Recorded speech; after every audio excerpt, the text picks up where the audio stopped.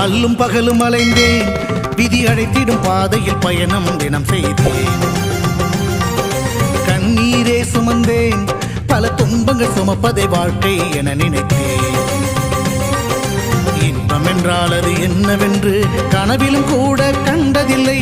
எரிமலை பிழம்பில் நீந்துவதே பிறவி பயன் என நான் இருந்தேன். கருப்பசாமியை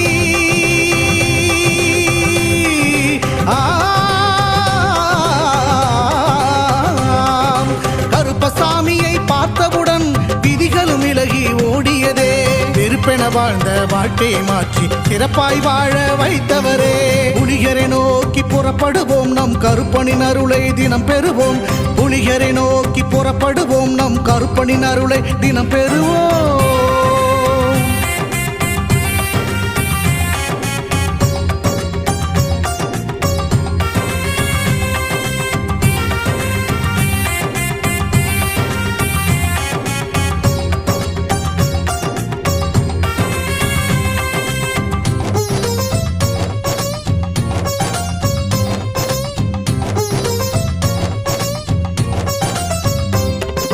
தங்கமும் வைரமுமாய் வீட்டில் தங்கிடும் என்றே ஆசையும் அவர் தந்தார். உன்னுடன் நான் இருப்பேன் என காட்சியை தந்து வரமும் எனக்களித்தார்.